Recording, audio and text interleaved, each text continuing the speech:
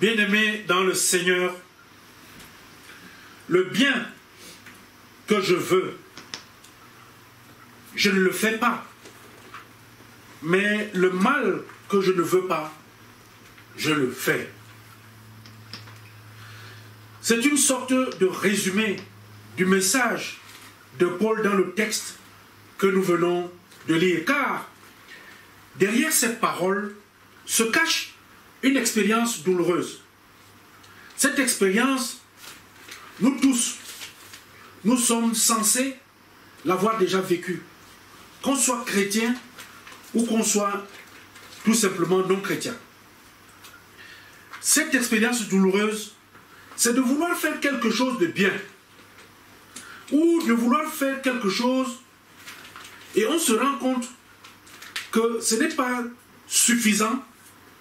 Cette simple volonté de vouloir faire quelque chose pour faire réellement ce que nous voulions faire. Je voudrais vous proposer, bien-aimés, pour le partage de ce jour, le thème suivant. Malgré tout, appliquons-nous à poser des actes chrétiens. Malgré tout, appliquons-nous à poser des actes chrétiens. Nous voyons ici là cette bataille entre la volonté et le pouvoir. On voit ici, je veux faire le bien, je ne le fais pas. Là où je veux faire le bien, je fais le mal. Là où je dois faire le... Je ne veux pas faire le mal, je le fais. C'est un discours où on a tendance un peu à se perdre. Mais celui qui parle de ça, c'est qui? C'est l'apôtre Paul. C'est un grand théologien. L'apôtre Paul qui est un exemple pour des milliards de chrétiens dans le monde. Parce que c'est quelqu'un qui a été en capacité, dans sa rencontre avec le Seigneur, de prendre et de ramener auprès des uns et des autres la volonté du Seigneur. Mais c'est lui qui dit, c'est lui, ce grand témoin, ce grand théologien, c'est lui qui va dire que le bien que je veux, je ne le fais pas, mais le mal que je ne veux pas, je le fais. Si quelqu'un comme l'apôtre Paul a donc vécu ce genre d'expérience, cela nous rassure. Enfin, on devrait se sentir rassuré et se dire que, nous sommes coupables de faire le mal, mais puisque quelqu'un comme celui-là, comme Paul, lui-même, il voit que ce n'est pas facile. Donc nous aussi, alors, bien-aimés dans le Seigneur, certains disent, je suis coupable. Oui, mais pas beaucoup coupable. Je suis un peu coupable. On commence, n'est-ce pas, à poser des étages sur les niveaux de culpabilité. Mais Paul voit un très grand écart entre ce qui est prescrit par la loi et son comportement. Paul, lui, tout seul, il n'a pas eu besoin que quelqu'un vienne lui parler. Mais lui-même, il a constaté, quand il lit la parole de Dieu et il regarde son comportement, il constate que je suis quand même dans l'erreur. Je ne fais pas vraiment ce que la parole de Dieu attend de moi. C'est l'écart entre la revendication. Ça veut dire que ici, la loi de Dieu est une revendication. La Bible revendique une manière d'être et de faire. Et la réalité, de notre côté, est celle de ce que nous faisons quand nous voulons, comme nous voulons, par rapport à la loi de Dieu. Si quelqu'un, bien-aimé dans le Seigneur, comme l'apôtre Paul le sait, disons-le, ça ne devrait pas être une honte d'avoir parfois dans nos vies ce genre d'expérience.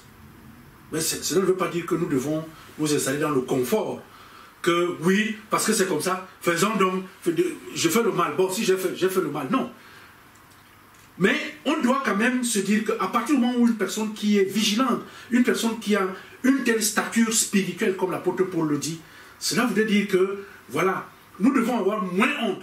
Pourquoi? Parce que si nous voulons repartir sur le bon chemin, il ne faudrait, la honte parfois peut vous pousser à disparaître. Il y a certaines personnes qui ont honte au point de ne plus être en capacité de revenir en public.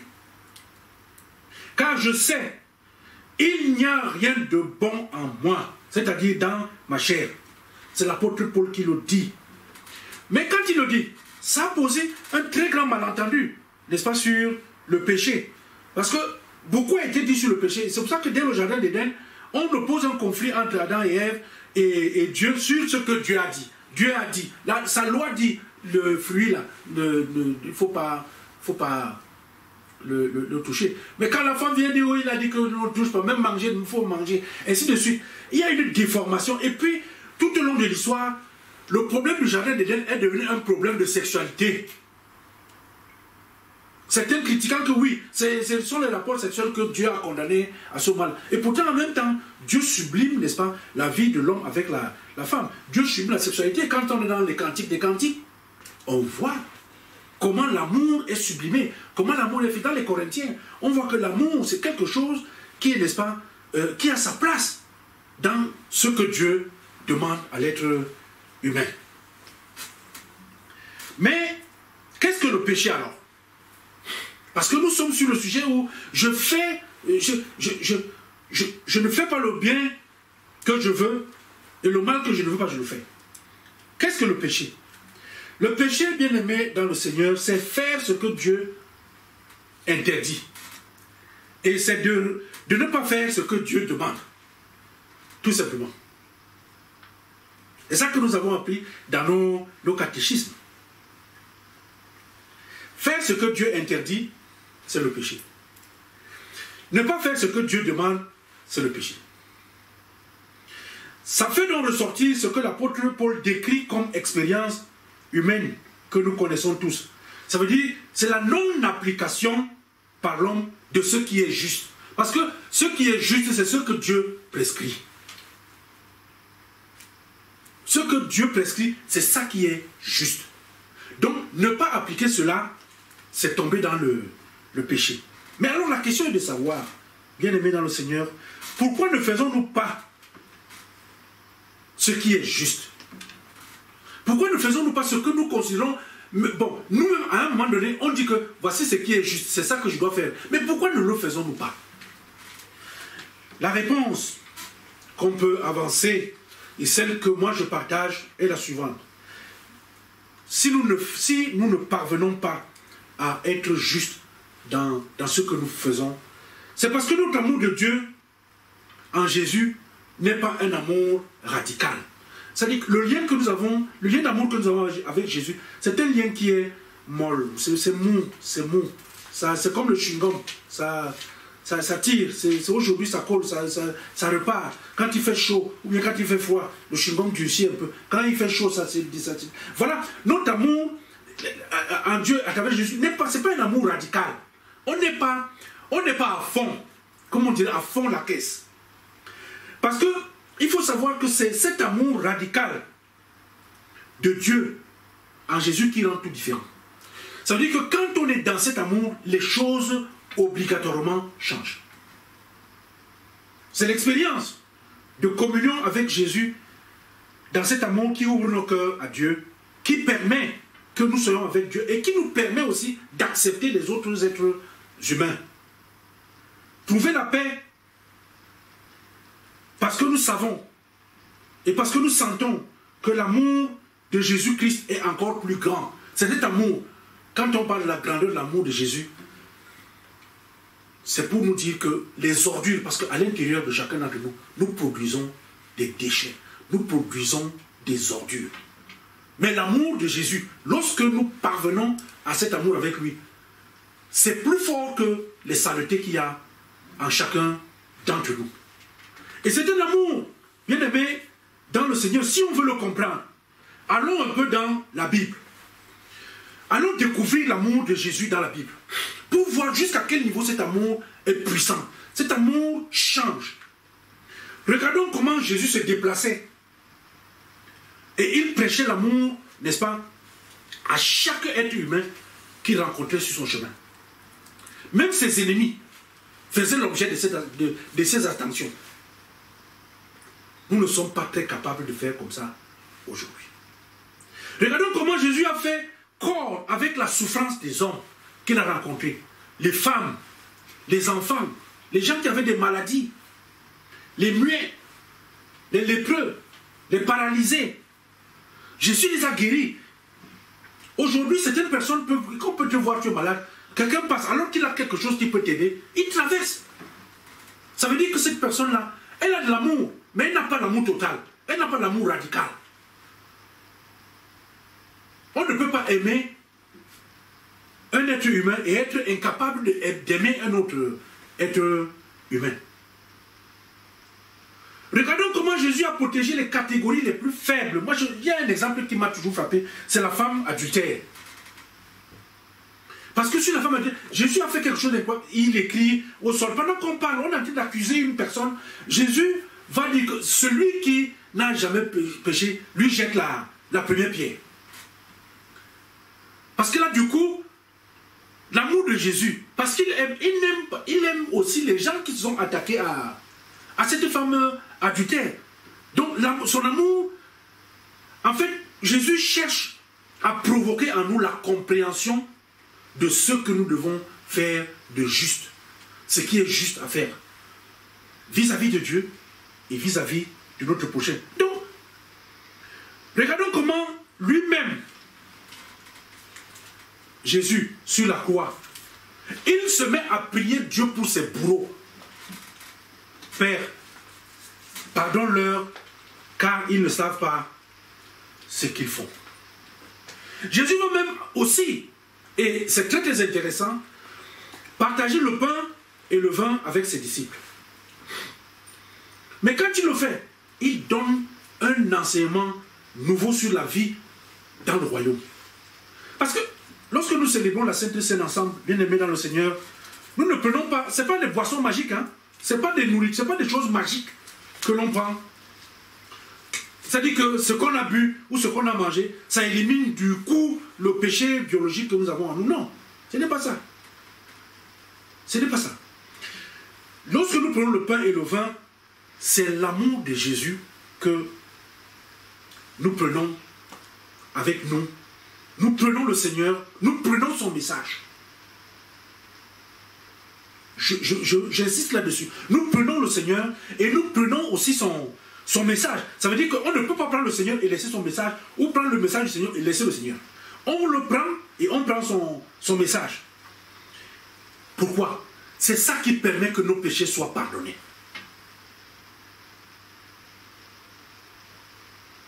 C'est ça qui nous permet, n'est-ce pas, d'être guéris intérieurement. C'est ça qui permet que la paix revienne en chacun d'entre nous vis-à-vis de son prochain. C'est ça qui permet que la paix soit réinstaurée entre Dieu et nous. Bien-aimés dans le Seigneur, ceux qui vivent par contre l'amour radical de Jésus-Christ, ce sont des personnes qui seront sujettes à beaucoup de conflits. Parce que lorsqu'on vit l'amour radical de Jésus, on ne peut pas être en accord avec les mouvements sectaires que l'on croise aujourd'hui dans les églises. On ne peut pas. Ce sont des mouvements sectaires qui sont là pour créer, n'est-ce pas, la haine et propager la violence. Lorsqu'on a l'amour de Jésus, on ne peut pas rester indifférent à ces mouvements qui viennent pour semer la violence, la diffamation, la haine entre les enfants de Dieu. Ces mouvements sectaires font que ce qu'ils propagent là, c'est-à-dire leur idéologie, est comme un projet de l'Église. C'est comme si c'est ça le projet de l'Église. La haine, la violence. Non. Ce n'est pas un programme pour l'Église. La haine n'est pas un programme. La haine n'est pas un projet. La violence ni la haine ne sont pas des projets pour l'Église. Le Seigneur a refusé ça. Lorsqu'il a été, n'est-ce pas, attrapé, après avoir été, n'est-ce pas, livré par Judas, lorsqu'on est venu l'arrêter, Pierre a coupé l'oreille à un soldat. Et il a dit non, je ne veux pas, c'est pas toi. C'est-à-dire, si je voulais les armer pour me protéger, mon père tout de suite, il le ferait. Bien aimé dans le Seigneur, c'est pour ça que j'insiste pour dire que ni la haine, ni le projet, ni la vengeance, ce ne sont pas des projets, ni des programmes pour l'Église. Nous devons être capables d'éviter les conflits qui sabotent, n'est-ce pas, systématiquement les structures et les mécanismes qui ont été mis en place depuis des décennies pour le fonctionnement de notre Église. Celui qui vit l'amour radical de Jésus ne se laisse donc pas submerger par la haine. Il ne se laisse pas submerger par la violence. C'est quelqu'un qui sait toujours faire la distinction entre l'homme qui est et les paroles de cet homme. Entre l'homme qui est et les actes de cet homme. Ça veut dire qu'il faut savoir à chaque moment s'arrêter et faire la part des choses. Quand on est en présence de quelqu'un, on regarde la personne et on regarde ses actes. On ne juge pas parce que l'être qui est là devant toi, c'est quelqu'un, n'est-ce pas, qui reste une bonne créature pour Dieu. Mais ses actes et ses paroles peuvent ne pas être conformes à la volonté de Dieu. Ça ne veut pas dire. Qu'est-ce qu'on veut dire à ce moment-là? Le Seigneur dit, depuis le temps, on dit que Dieu n'aime pas le péché, mais il aime l'être humain. Donc, ton péché, le Seigneur va le jeter, mais il te regarde. Le Seigneur n'aime pas le péché que nous faisons, mais il nous aime. Voilà les orientations de base, bien aimés dans le Seigneur, que nous devons défendre. Ce sont des orientations chrétiennes de base. C'est pour cette raison que nous disons que malgré tout, appliquons-nous à poser des actes chrétiens. C'est-à-dire qu'en toute circonstance, ça peut être compliqué. Mais appliquons-nous. Peut-être que ce que nous lançons comme demande, comme projet pour l'Église, peut-être que cela ne peut être possible. Et c'est là où je voudrais revenir avec vous dans cet enseignement de Paul. Cela ne peut être possible que si nous reconnaissons notre incapacité. Et encore, si nous crions avec Paul, comme il le dit, je suis un homme misérable. L'apôtre Paul le dit, avec tout ce qu'il a été, toute sa grandeur, lui-même il s'arrête et il dit, je suis un homme misérable. Qui me délivrera de ce corps de la mort? Merci à Dieu, par Jésus-Christ, notre Seigneur. Autrement dit, bien-aimés dans le Seigneur, nous ne pourrons défendre les orientations chrétiennes de base dans les PC qu'à la condition que chaque pasteur et tous les pasteurs ensemble, chaque ancien d'église et tous les anciens d'église ensemble, pareil pour les diacres, pareil pour les fidèles, lorsque nous reconnaîtrons, chacun à son niveau reconnaîtra son incapacité et qu'il acceptera de dire je suis un homme misérable. Ce qui est bon, je le sais, n'habite pas en moi. Ce n'est que cet acte d'humilité qui pourra permettre à chacun de regarder au modèle qui est Jésus-Christ. Regardez encore et encore le Christ. Regardez encore et encore celui qui a dit « Je suis le chemin, je suis la vérité, je suis la vie ». Regardez encore Jésus-Christ pour éprouver le pardon. Et encore, et ainsi de devenir nouveau et de pouvoir pardonner. C'est cet enseignement bien-aimé dans le Seigneur que l'apôtre Paul, à travers ce texte, nous donne aujourd'hui. Il faut que nous soyons capables de retrouver le chemin, le bon chemin, le chemin qui est viable et le chemin qui est béni. Malgré tout, appliquons-nous à poser des actes chrétiens. C'est un défi, bien-aimé dans le Seigneur, pour la survie de chacun d'entre nous et pour le bon fonctionnement de l'Église. Et c'est un défi qu'il faut relever. Que le Seigneur lui-même bénisse le partage de ce jour. Amen.